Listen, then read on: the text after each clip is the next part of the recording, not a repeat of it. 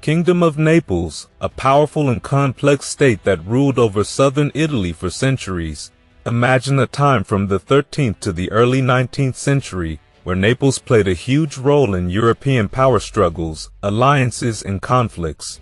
The story really begins with the War of the Sicilian Vespers in 1282, when Sicily revolted and split from the mainland. The Crown of Aragon took control of the island, creating a separate Kingdom of Sicily. But Charles of Anjou still held on to the mainland territories we now know as the Kingdom of Naples. This division set up a rivalry between two branches of the Angevin family, with each claiming the right to rule Naples. In fact, the feud turned deadly in the late 1300s when Charles III of Naples had Queen Joanna I assassinated, leading to even more political drama and power plays. Fast forward to the 15th century, and we see Alfonso V of Aragon stepping onto the scene. He united the mainland Naples with his other territories in 1442, making it part of his Aragonese Empire. But that didn't mean peace. France entered the picture in 1494, challenging Spain's hold over Naples. After a brutal back and forth, the Spanish ended up winning out by 1504, keeping a firm grip on Naples throughout the 17th century. Under Spanish rule, Naples became an economic and military powerhouse, a crucial asset for the Spanish crown. By the early 18th century, as European wars reshuffled power across the continent, the Kingdom of Naples swapped hands again. It was briefly Austrian, but then Charles, the Duke of Parma, seized control in 1734. He brought the kingdom under the rule of the Spanish Bourbons, which set the stage for more stability. The Kingdom of Naples was one of the biggest and most influential states in Italy at the time. Its lands covered a massive part of what's now southern Italy, including places like Campania, Calabria, Apulia, and even parts of Lazio.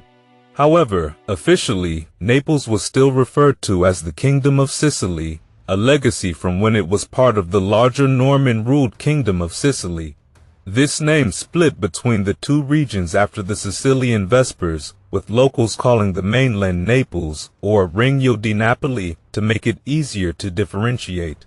This distinction became crucial in the 18th century, as a Neapolitan intellectual named Giuseppe Maria Galanti argued that Apulia was the kingdom's real national identity.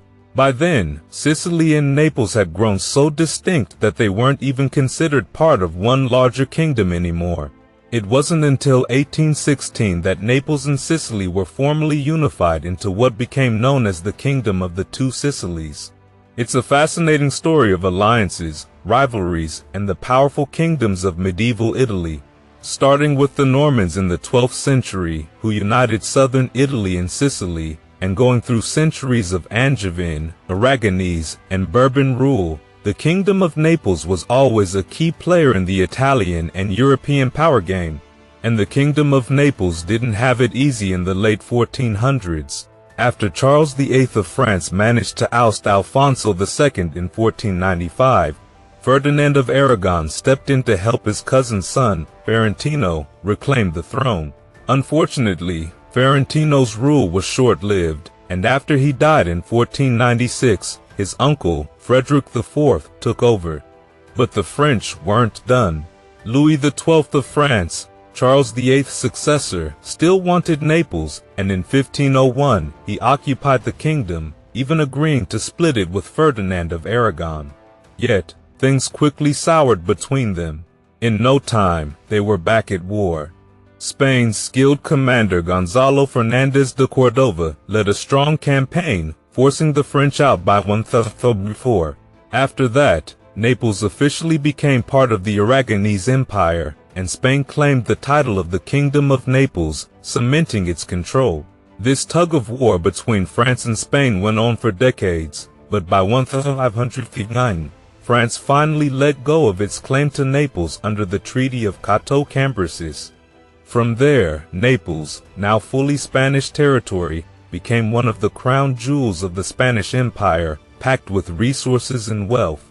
Its population boomed, hitting about 3 million by 1600, making it one of Spain's most populous regions outside Castile. Yet, All this wealth wasn't without a price. The people of Naples were heavily taxed to fund Spain's endless wars, especially in places like the Low Countries and Milan. To add to that, the kingdom's military budget ate up a massive portion of its revenue, putting a heavy strain on the economy. The mid-1600s saw Naples endure more hardship as Spain dragged it further into wars, particularly the costly Franco-Spanish War. The Neapolitan economy was crushed under a mountain of debt and taxes, and as Spain's demands grew, public frustration boiled over.